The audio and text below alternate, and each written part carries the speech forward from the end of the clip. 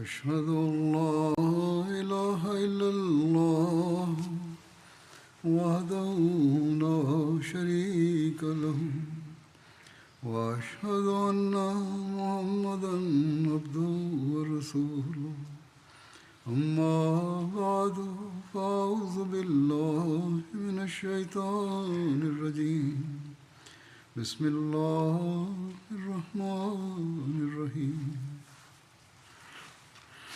الحمد لله رب العالمين الرحمن الرحيم مالك يوم الدين إياك نعبد وإياك نستعين اهدنا الصراط المستقيم صراط الذين أنعمت عليهم غير المغضوب عليهم ولا الضالين.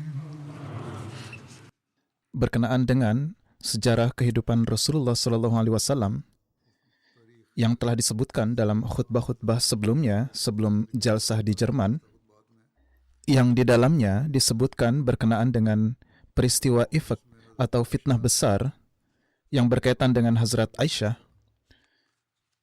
Berkenaan dengan hal ini, Hazrat Masih Maud alaihissalam bersabda, Allah Ta'ala telah menetapkan asas ini dalam sifat-sifatnya, bahwa nubuatan akan suatu peringatan ilahi dapat dihindari melalui taubat, istighfar, doa, dan sedekah.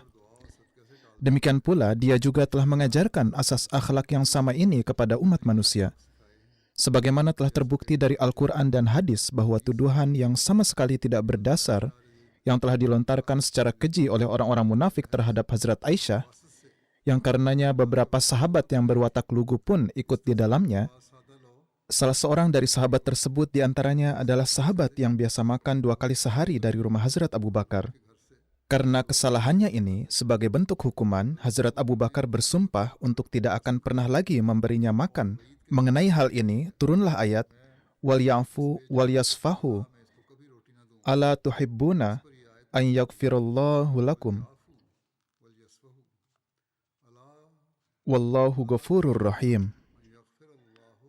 Setelah itu, Hazrat Abu Bakar membatalkan sumpah yang telah diucapkan dan melanjutkan untuk terus memberinya makan. Hazrat Masih Maud alaihissalam bersabda, berdasarkan hal ini, merupakan bagian dari akhlak Islam bahwa jika ada seseorang yang telah berjanji untuk menghukum seseorang, maka membatalkan janjinya itu termasuk sebagai suatu akhlak yang baik. Misalnya, jika seseorang berjanji bahwa ia akan memukul pembantunya sebanyak 50 kali dengan sepatu, maka jika kemudian ia memaafkannya karena pembantunya telah bertobat dan menyesalinya, maka ini sejalan dengan sunnah Islam, yaitu takhallaq bi akhlaqillah, yaitu tanamkanlah sifat-sifat Allah dalam diri. Jika tidak, mengingkari janji tidaklah diperbolehkan. Hazrat Mirza Bashir Ahmad dalam menyebutkan kejadian fitnah besar ini, berdasarkan riwayat dalam Sahih Bukhari, beliau menulis, riwayat ini adalah riwayat yang paling rinci dan tersusun dengan baik dari semua riwayat lain. Hal-hal yang di dalam riwayat lain disebutkan secara terpisah-pisah, di dalam riwayat ini disampaikan secara satu dan menyeluruh. Selain itu, kita mendapatkan suatu pencerahan yang mendalam berkenaan dengan kehidupan rumah tangga Rasulullah SAW, yang mana tidak ada seorang sejarawan pun yang dapat mengabaikannya. Kemudian, berkenaan dengan kesehatannya, riwayat ini pun memiliki derajat yang sangat tinggi, sehingga tidak ada lagi sedikit pun ruang keraguan di dalamnya.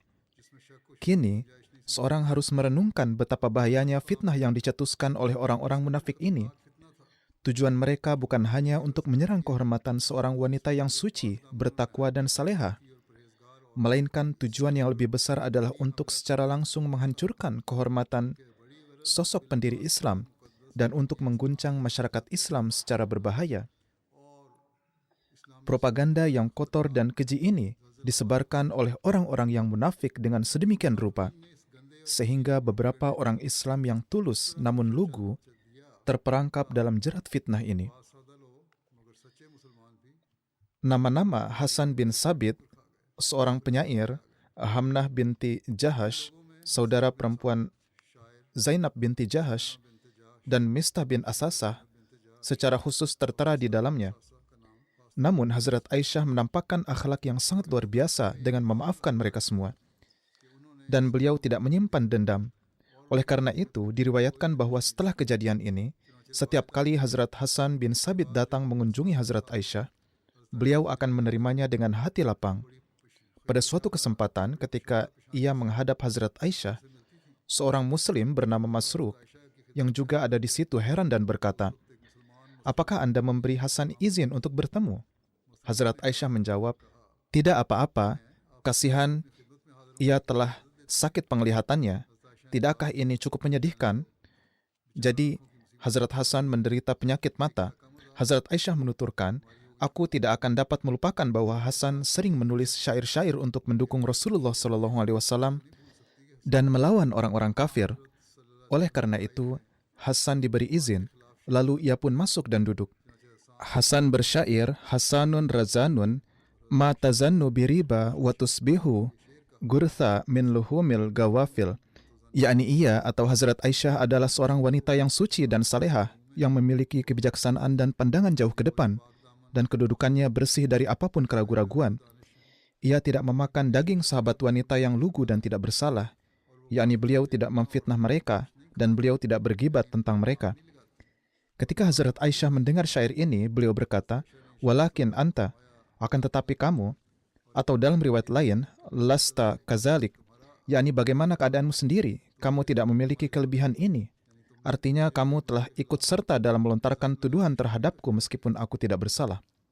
Hazrat Mirza Bashir Ahmad Sahib lalu merujuk pada Muir, seorang orientalis, menulis, "Lihatlah seorang ahli bahasa Arab yang dengan prasangkanya memaknai syair yang disebutkan di atas dengan jalan yang sama sekali keliru dan bertentangan dengan aturan tata bahasa Arab, dan menerangkan bahwa Hasan memuji tubuh feminin Hazrat Aisyah, yang karenanya Hazrat Aisyah pun meledeknya dengan sosok Hasan yang tambun. Tuan Muir juga telah melakukan kesalahan terang-terangan lainnya dalam menafsirkan kejadian ini. Misalnya, ia menulis bahwa Safwan dan Aisyah tidak mampu mengejar pasukan, lalu kemudian menampakkan diri memasuki Madinah di hadapan semua orang. Padahal hal ini sama sekali keliru dan sama sekali tidak berdasar. Hadis dan sejarah keduanya telah membuktikan bahwa Safwan dan Hazrat Aisyah berhasil mengejar pasukan Muslim yang sedang dalam perjalanan hanya dalam kurun waktu beberapa jam saja. Kendati demikian, yang patut disyukuri adalah bahwa berkenaan dengan fitnah ini, Tuan Muir menerima bahwa Hazrat Aisyah tidak bersalah. Alhasil ia menulis, "Kehidupan Hazrat Aisyah baik sebelum dan setelah kejadian ini membuktikan bahwa Hazrat Aisyah bersih dari tuduhan tersebut. Dari segi akal sehat dan riwayat, tuduhan ini jelas terbukti salah dan dusta, karena para pemfitnah hanya memiliki dasar satu kejadian yang benar-benar kebetulan, yaitu Hazrat Aisyah tertinggal oleh pasukan Muslim, dan kemudian beliau menyusul bersama Safwan, dan tidak ada dasar lain. Yakni tidak ada saksi dan tidak ada bukti lain. Dan tentu saja, selama suatu tuduhan belum dapat dibuktikan, itu tidak dapat diterima sebagai kebenaran, terutama jika fitnah ini terkait dengan orang-orang yang kehidupannya memberikan bukti akan kesucian mereka. Selanjutnya, untuk semakin memberi ketentraman bagi umat Muslim, dan agar untuk masa mendatang ada aturan mendasar yang dapat diterapkan berkaitan dengan kasus-kasus seperti ini, maka diturunkanlah wahyu ilahi. Wahyu ini tidak hanya menegaskan bahwa fitnah ini sepenuhnya salah, namun juga menyatakan ketidakbersalahan Hazrat Aisyah dan Safwan bin Mu'attal. Bahkan untuk masa yang akan datang, ini juga memberikan suatu hukum yang mendasar bagi dunia berkenaan dengan kejadian-kejadian semacam ini, yang karenanya kehormatan dan martabat manusia, kedamaian dan keharmonisan masyarakat sangat bergantung padanya. Hazrat Muslim Maud telah menjelaskan alasan mengapa tuduhan ini ditujukan kepada Hazrat Aisyah. Beliau menulis, "Kita harus merenungkan apa tujuan sebenarnya di balik tuduhan yang ditujukan kepada Hazrat Aisyah. Alasannya bukan karena orang-orang itu memiliki permusuhan terhadap Hazrat Aisyah.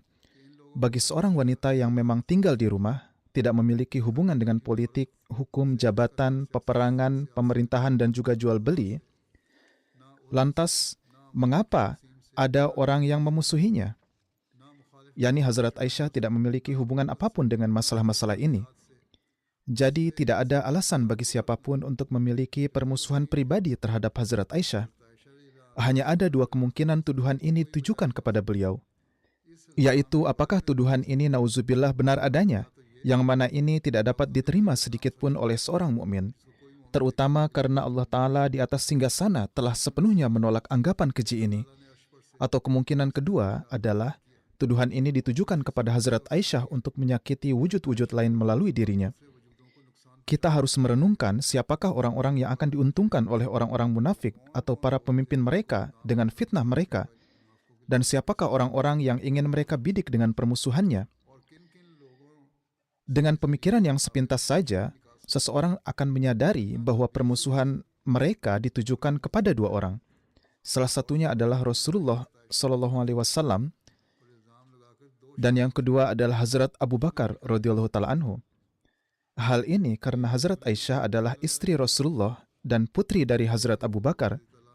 Kedua tokoh ini, dengan mencemarkan nama baik mereka, beberapa orang akan mendapat keuntungan darinya secara politik, atau untuk mengobarkan permusuhan, atau bahwa tujuan orang-orang tertentu bergantung pada fitnah mereka kepada kedua sosok ini. Jika tidak, tidaklah ada gunanya bagi siapapun untuk sekedar mencemarkan nama baik Hazrat Aisyah. Paling-paling, pihak-pihak yang berkepentingan dalam hal ini hanyalah istri-istri Rasulullah SAW. Bisa saja istri-istri Rasulullah SAW yang lain memanfaatkan kesempatan ini untuk merendahkan Aisyah dan menaikkan nama baik mereka di mata Nabi SAW. Akan tetapi, sejarah membuktikan bahwa tidak ada satupun istri Nabi yang ikut serta dalam fitnah tersebut. Sebaliknya, Hazrat Aisyah dalam kesaksiannya sendiri mengatakan bahwa di antara istri-istri Rasulullah SAW, satu-satunya yang dianggap sebagai saingannya adalah Hazrat Zainab binti Jahash. Selain Hazrat Zainab, tidak ada istri lain yang dianggapnya sebagai saingannya, karena dialah yang paling banyak bicara. Bahkan Hazrat Aisyah berkata, "Aku tidak akan pernah melupakan kebaikan Zainab kepadaku. Ketika tuduhan ini dilayangkan kepadaku, satu-satunya orang yang dengan tegas membantahnya adalah Hazrat Zainab." Jadi, jika seandainya saja ada seseorang yang menghendaki suatu permusuhan dengan Hazrat Aisyah, maka kemungkinannya adalah dari istri-istri Rasulullah SAW yang lain. Bisa jadi seorang istri memanfaatkan kesempatan ini untuk merendahkan Hazrat Aisyah dan meninggikan derajat mereka di mata Rasulullah SAW. Akan tetapi, sejarah memberikan kesaksian bahwa tidak ada seorang istri Rasulullah SAW pun yang terlibat dalam fitnah tersebut. Sebaliknya, jika pertanyaan diajukan kepada para istri Rasulullah SAW, maka mereka pasti akan memuji Hazrat Aisyah. Lebih jauh, tidak ada alasan bagi kaum pria untuk menyimpan dendam terhadap para wanita. Jadi, tuduhan terhadap beliau ini adalah disebabkan oleh kebencian terhadap Rasulullah SAW atau kebencian terhadap Hazrat Abu Bakar. Kedudukan yang sudah dimiliki oleh Rasulullah SAW tidaklah dapat dirampas oleh mereka yang melontarkan fitnah. Yang mereka takutkan adalah bahwa bahkan sepeninggal Rasulullah SAW, mereka pun tidak akan mampu untuk meraih tujuan mereka. Mereka sudah melihat bahwa jika ada sosok yang mampu menjadi penerus Rasulullah SAW, sosok itu adalah Abu Bakar. Mereka melihat ini sebagai ancaman, dan dengan demikian mereka menciptakan tuduhan terhadap Hazrat Aisyah agar ia tidak lagi disukai oleh Nabi SAW. Sehingga mengakibatkan derajat Hazrat Abu Bakar di mata umat Islam pun akan menurun. Umat Islam nanti akan mulai berpikiran buruk terhadap Hazrat Abu Bakar dan akan meninggalkan kecintaan mereka terhadap Hazrat Abu Bakar, sehingga menutup pintu bagi Hazrat Abu Bakar untuk menjadi khalifah sepeninggal Rasulullah. Karena alasan inilah, di dalam Al-Quran Surat An-Nur, setelah peristiwa fitnah yang dilancarkan kepada Hazrat Abu Bakar, Allah Ta'ala lantas menfirmankan tentang lembaga khilafat. Hadis-hadis dengan jelas menyebutkan bahwa para sahabat biasa berbincang-bincang di antara mereka dan sering mengatakan bahwa setelah Rasulullah SAW, jika ada yang memiliki kedudukan mulia, maka itu adalah Hazrat Abu Bakar. Hadis-hadis meriwayatkan bahwa Rasulullah SAW bersabda kepada Hazrat Aisyah, "Wahai Aisyah, sesungguhnya aku telah berniat mengangkat Abu Bakar sebagai penggantiku sepeninggalku. Aku tahu bahwa Allah dan orang-orang mukmin tidak akan ridho kepada orang lain selain beliau." Alhasil, para sahabat yakin bahwa setelah Rasulullah SAW, satu-satunya orang di antara mereka yang memiliki kedudukan pantas seperti beliau adalah Hazrat Abu Bakar, dan hanya beliaulah yang dianggap layak menjadi khalifah. Periode kehidupan Rasulullah di Mekah adalah sedemikian rupa di mana tidak ada gambaran akan suatu pemerintahan apapun. Namun setelah Rasulullah berhijrah ke Madinah, maka berdirilah suatu pemerintahan, dan secara alami ini memicu kegelisahan di kalangan orang-orang munafik. Jangan sampai sepeninggal Rasulullah SAW, lantas berdiri lembaga khilafat yang menjadikan pemerintahan Islam ini berusia panjang, sehingga harapan mereka pun sirna untuk selamanya. Sejarah mencatat bahwa ada dua kabilah Arab di Madinah, yaitu Aus dan Khazraj, yang sebelumnya mereka sering terlibat dalam peperangan, yang mengakibatkan banyak pertumpahan darah.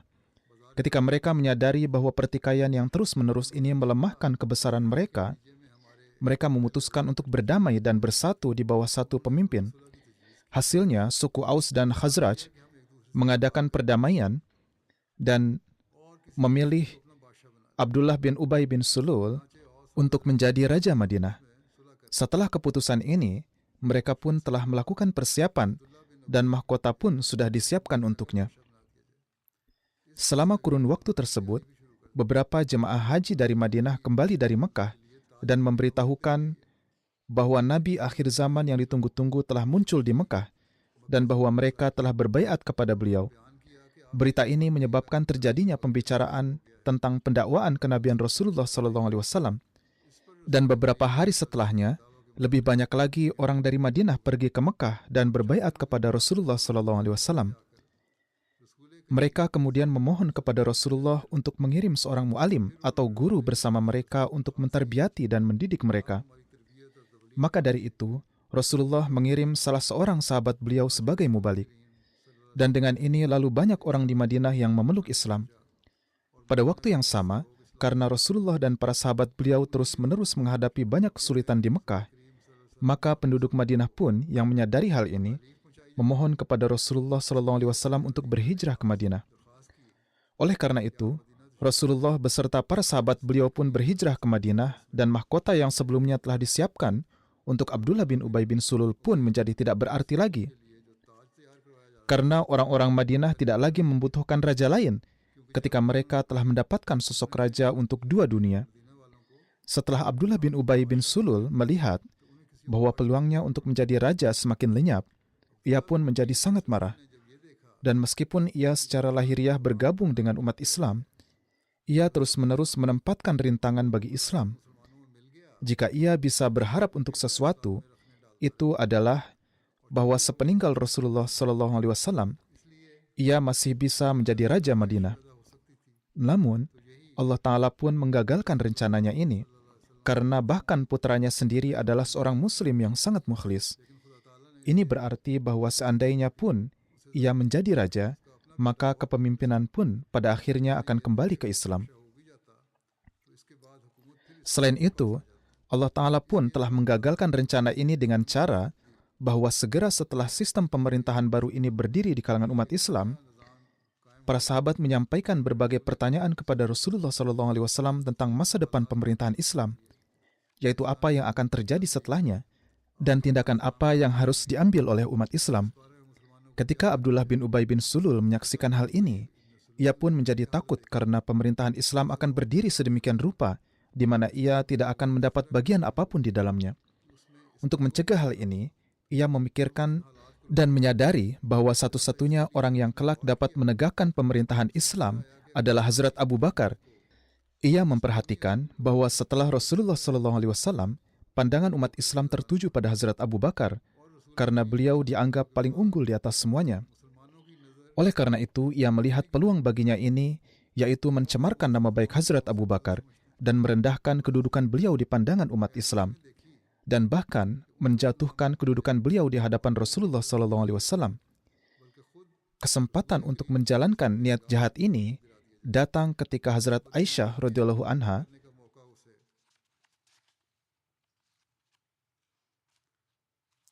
tertinggal dalam salah satu pertempuran, dan orang yang buruk ini memfitnah beliau dengan tuduhan yang keji. Kejadian ini telah diisyaratkan di dalam Al-Quran, dan bahkan hadis menjelaskannya secara rinci. Tujuan Abdullah bin Ubay bin Sulul adalah untuk memperlakukan Hazrat Abu Bakar radhiyallahu taala anhu di hadapan semua orang dan untuk membuat hubungan beliau dengan Rasulullah SAW menjadi buruk. Ia berharap hal ini akan menghalangi terbentuknya sistem, yakni khilafat yang ia lihat sebagai sesuatu yang tak terelakkan, yang pada akhirnya akan menghancurkan keinginan-keinginannya. Karena orang munafik tidaklah takut akan kematiannya, dan ia justru memikirkan kematian orang lain, maka Abdullah bin Ubay bin Sulul juga mengira bahwa kematiannya masih jauh, dan ia tidak menyadari bahwa ia akan mati dalam penderitaan dan di masa kehidupan Rasulullah SAW. Ia terus membayangkan bahwa setelah Rasulullah SAW wafat, ia akan menjadi Raja Arab. Namun, ia melihat bahwa kesalehan dan kebesaran Hazrat Abu Bakar semakin diterima secara luas di kalangan umat Islam. Ketika Rasulullah SAW tidak dapat memimpin solat, Hazrat Abu Bakar memimpin solat menggantikan beliau. Jika seseorang tidak memiliki kesempatan untuk meminta fatwa dari Rasulullah SAW, maka umat Islam akan meminta fatwa dari Hazrat Abu Bakar. Melihat hal ini, Abdullah bin Ubay bin Sulul menjadi sangat khawatir akan harapan untuk kepemimpinannya di masa depan, dan karena itu ia berusaha untuk menghilangkan kekhawatiran ini.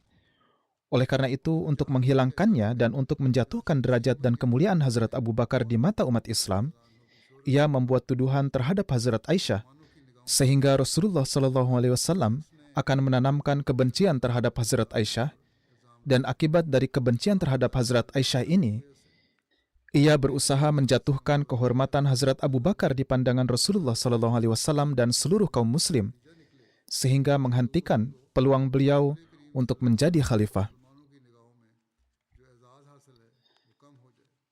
Hazrat Muslih Maud dalam menyebutkan hubungan antara peristiwa ifk atau fitnah besar ini dengan kekhalifahan Hazrat Abu Bakar, beliau menulis, dari awal surat An-Nur sampai akhir, dijelaskan tentang satu pokok bahasan.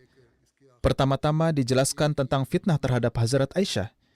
Melihat alasan sebenarnya dari fitnah ini adalah untuk mempermalukan Hazrat Abu Bakar dan merusak hubungan beliau dengan Rasulullah SAW, dan kemudian menjatuhkan kehormatan beliau di hadapan umat Islam, sehingga beliau tidak akan menjadi khalifah setelah kewafatan Rasulullah SAW,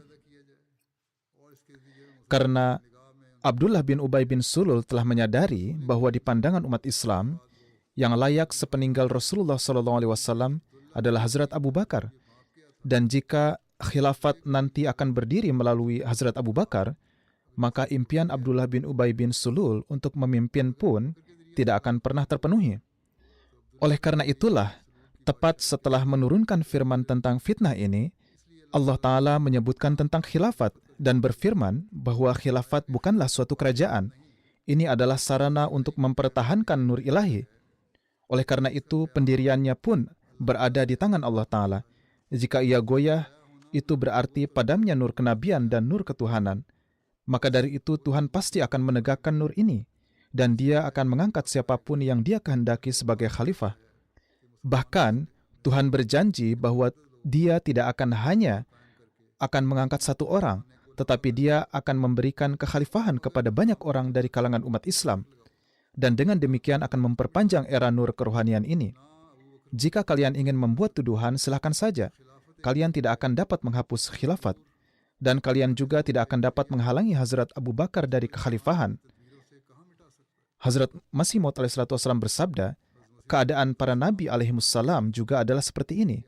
Ketika Allah Ta'ala memberitahu mereka tentang suatu persoalan, mereka menjauhinya atau menerimanya. Perhatikan, dalam peristiwa fitnah besar terhadap Hazrat Aisyah radhiyallahu taala anha, Rasulullah SAW pada awalnya tidak diberi pengetahuan tentang hal ini, hingga masalah ini pun berujung pada keadaan di mana Hazrat Aisyah pulang ke rumah ayahnya, dan Rasulullah SAW pun bersabda bahwa jika Hazrat Aisyah telah melakukannya, maka dia harus bertobat. Dengan mengamati kejadian-kejadian ini, dengan jelas tampak betapa besarnya kesedihan yang dialami oleh Rasulullah SAW, dan kenyataan yang sebenarnya tidak terbuka hingga beberapa waktu lamanya. Lalu Allah Ta'ala membersihkan Hazrat Aisyah dengan berfirman, Al-khabisatu lil-khabisina, wal khabisuna lil khabisati, wat thayyibatu lit thayyibina, wat thayyibuna lit thayyibat. Maka kenyataan mengenai fitnah ini menjadi jelas bagi beliau sallallahu alaihi wasallam. Apakah hal ini mengubah keagungan Rasulullah sallallahu alaihi wasallam? Sama sekali tidak. Siapapun yang berpemikiran seperti ini adalah zalim dan tidak takut kepada Tuhan dan telah mencapai kekufuran. Hazrat Rasulullah SAW dan para nabi alaihimussalam tidak pernah mengklaim sebagai orang yang mengetahui hal-hal gaib. Maha mengetahui hal-hal yang gaib adalah keagungan Allah Ta'ala. Seandainya orang-orang seperti itu mengetahui sunnah para nabi alaihimussalam, mereka tidak akan pernah melontarkan tuduhan seperti itu. Diriwayatkan pula bahwa Rasulullah SAW menjadi penengah perdamaian antara para kepala suku Aus dan Khazraj. Banyak sekali sebelumnya kebencian yang telah timbul di antara mereka. Dalam sebuah riwayat disebutkan bahwa setelah beberapa hari, Rasulullah SAW menggandeng tangan Hazrat Sa'ad bin Mu'az dan bersama dengan beberapa sahabat lainnya berangkat dan menemui Hazrat Sa'ad bin Ubadah. Di sana mereka berbincang sebentar. Hazrat Sa'ad bin Ubadah menghidangkan makanan dan Rasulullah SAW, Hazrat Sa'ad bin Mu'az dan para sahabat lainnya pun makan. Kemudian Rasulullah SAW pergi. Kemudian beliau SAW menunggu selama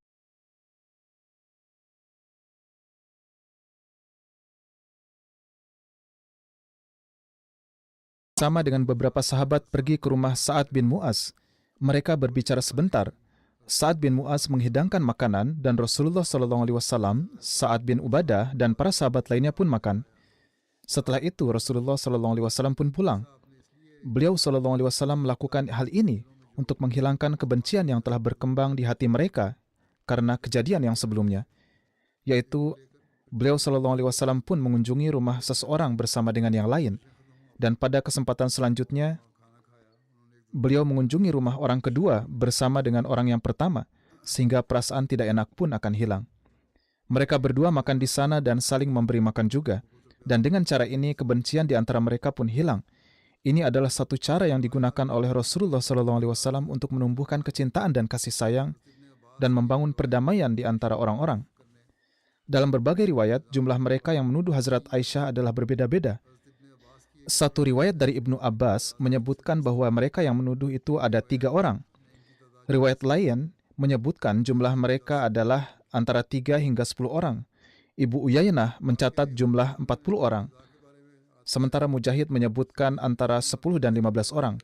Mengenai hukuman bagi mereka yang terlibat dalam peristiwa fitnah besar ini disebutkan dalam Sunnah Abu Dawud bahwa Rasulullah SAW memerintahkan hukuman bagi 2 orang pria dan seorang wanita yang telah menyebarkan fitnah. Mereka adalah Hazrat Hasan bin Sabit dan Mistah bin Usasah.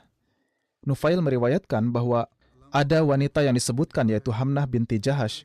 Allamah Mawardi menyatakan bahwa ada perbedaan pendapat mengenai apakah mereka yang terlibat dalam fitnah ini diberi hukuman. Salah satu pendapat adalah bahwa Rasulullah SAW tidak menjatuhkan hukuman kepada seorang pun dari mereka. Sementara pendapat lain adalah bahwa Rasulullah SAW memerintahkan hukuman had kepada Abdullah bin Ubay bin Salul, Mistah bin Usasah, Hasan bin Sabit dan Hamnah binti Jahash. Imam Qurtubi menyatakan bahwa riwayat-riwayat yang paling masyhur dan pendapat yang diakui di kalangan ulama adalah bahwa Hasan, Mistah dan Hamnah dijatuhi hukuman had. Namun tidak disebutkan bahwa Abdullah bin Ubay bin Salul dijatuhi hukuman had. Hazrat Muslih Ma'ud dalam sebuah khutbah menjelaskan, karena fitnah ini 3 orang dicambuk, salah satunya adalah Hasan bin Sabit, yaitu penyair Rasulullah SAW. Yang lainnya adalah Mistah yang merupakan paman Hazrat Aisyah yang merupakan sepupu dari Hazrat Abu Bakar. Ia adalah orang yang sangat miskin sehingga ia tinggal di rumah Hazrat Abu Bakar. Ia makan di sana dan Hazrat Abu Bakar sendiri yang menyediakan pakaiannya. Seorang wanita juga termasuk di antara mereka dan ketiganya dihukum. Hazrat Muslih Ma'ud dalam tafsir An-Nur bersabda, "Likulli mri'im minhum maktasaba minal ismi." Yakni di antara orang-orang yang menuduh, masing-masing akan menerima hukuman sesuai dengan apa yang mereka perbuat. Jadi mereka yang ikut serta dalam fitnah ini masing-masing diberi 80 cambukan. Kemudian disebutkan, "Wallazi tawalla kibrahu minhum lahu azabun azim." Namun ada satu orang di antara mereka yang merupakan pembuat kerusakan terbesar, yaitu Abdullah bin Ubay bin Salul. Kami tidak hanya akan mencambuknya, tetapi juga kami sendiri yang akan menghukumnya. Sesuai dengan peringatan ini, ia juga dicambuk dan kemudian ia pun menerima hukuman dari Allah Ta'ala. Dan di masa kehidupan Rasulullah SAW, ia meninggal dalam keperihan. Riwayat-riwayat ini berakhir di sini. Mengenai jasa Salanah di Jerman, saya ingin menyampaikan bahwa para hadirin, baik tamu dari luar maupun yang baru pertama kali hadir, mereka menyampaikan kesan yang sangat positif dan perasaan bahagia mereka, serta memuji suasana jalsah secara keseluruhan.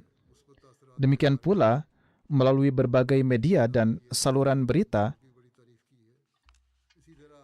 pesan sejati Islam dan Ahmadiyah telah sampai kepada jutaan orang.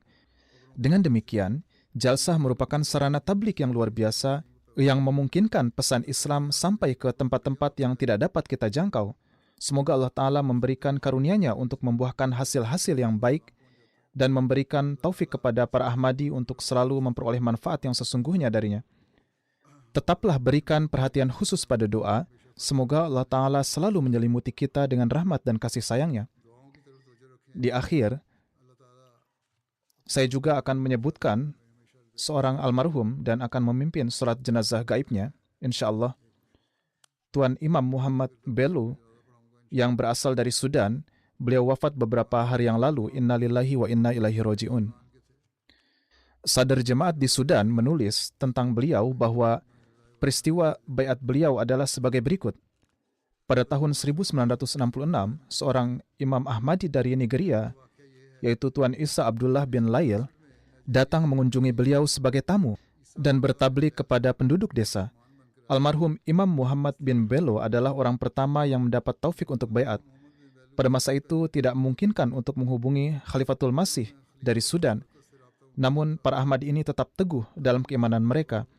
Mereka menghadapi penentangan yang keras. Tuan Imam Muhammad Bello kerap mengimami solat para Ahmadi. Di sana masjid para Ahmadi yang berupa semacam gubuk terbuat dari rumput dan jerami dibakar oleh orang-orang non-Ahmadi dan mereka mengusir para Ahmadi dari desa tersebut. Akibatnya, para Ahmadi ini pindah ke daerah selatan. Di sana mereka juga membangun sebuah masjid kecil dari rumput dan jerami.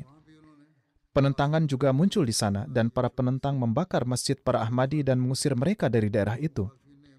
Kelompok Ahmadi ini pun pindah jauh dari sana, sementara kelompok lainnya, termasuk Imam Bello, pergi ke kota Duem. Di sana mereka menjadi tamu dari Abdullah bin Awas Qasim Sahib yang merupakan kepala Universitas Bakhtur Rida, tetapi keluarga beliau menentang mereka dan para Ahmadi ini juga diusir dari sana. Akhirnya mereka memutuskan untuk pergi ke Nigeria kepada Imam Isa Abdullah bin Lail Sahib yang melalui beliau mereka menjadi Ahmadi. Dengan demikian, kelompok Ahmadi miskin ini bersama dengan istri dan anak-anak mereka berangkat ke Nigeria dengan menunggangi keledai dan hewan lainnya, tetapi sebagian besar berjalan kaki. Mereka tidak memiliki bekal untuk perjalanan maupun dokumen visa dan lain sebagainya. Ada banyak kesulitan dalam perjalanan mereka, namun mereka memiliki kekayaan iman. Mereka menjaga iman mereka dan melanjutkan hijrah mereka dengan semangat dan hasrat yang sama, dan tidak pernah mengorbankan keyakinan mereka. Akhirnya mereka mencapai Nigeria dan tinggal bersama Imam Isa bin Lail Sahib selama 13 tahun. Setelah itu, Imam Isa Sahib menyarankan mereka untuk kembali ke Sudan berdasarkan sebuah mimpi. Mereka tidak menyukai saran ini, tetapi Imam Isa mengatakan kepada mereka bahwa ini adalah perintah dari Tuhan kita. Dan dengan enggan mereka setuju untuk kembali ke Sudan. Imam Isa Sahib diperlihatkan dalam mimpi bahwa orang-orang ini akan kembali ke Sudan setelah 3 tahun. Setelah 3 tahun berlalu, para Ahmadi ini berangkat ke tanah air mereka. Yang pertama adalah Imam Muhammad Bello. Di Sudan, mereka menetap kembali di desa asal mereka, yaitu Kyoneza. Ini terjadi pada tahun 2010. Setelah kembalinya para Ahmadi ini ke Sudan, sebuah kelompok bernama Boko Haram muncul di Nigeria. Jika para Ahmadi Sudan ini berada di Nigeria saat itu, hanya Tuhan yang tahu bagaimana Boko Haram ini akan memperlakukan mereka. Saat itulah mereka memahami hikmat ilahi yang tersembunyi di balik kepulangan mereka dari Nigeria. Namun setelah kembali ke Kuneza, mereka kembali menghadapi penentangan keras. Masjid kecil yang mereka bangun pun dibakar lagi. Rumah-rumah mereka diserang dan mereka diusir kembali dari desa. Kemudian, perang yang tengah berlangsung saat ini pun terjadi. Dan situasi ini menjadikan Sudan semakin buruk. Tidak ada seorang pun yang selamat di sana. Para Ahmadi juga tersebar ke berbagai wilayah di Sudan untuk menyelamatkan jiwa mereka. Dan bahkan, sekarang di berbagai daerah, mereka hidup dalam kesulitan yang besar dan kemiskinan. Semoga Allah Ta'ala meninggikan derajat almarhum, memberi magfirat kepada beliau, dan memperkuat iman para Ahmadi lainnya. Semoga Allah Ta'ala mengubah keadaan mereka, dan seperti yang saya sebutkan, terjadi kekisruhan besar di negara ini. Semoga Allah Ta'ala mengakhiri kekacauan ini. Semoga Allah Ta'ala mengasihani orang-orang ini dan menjadikan mereka memenuhi hak-hak satu sama lain. Semoga umat Islam memenuhi hak-hak saudara mereka satu sama lain. Semoga Allah Ta'ala menganugerahkan kepada para Ahmadi taufik untuk menjalani kehidupan yang benar-benar damai dan tentram.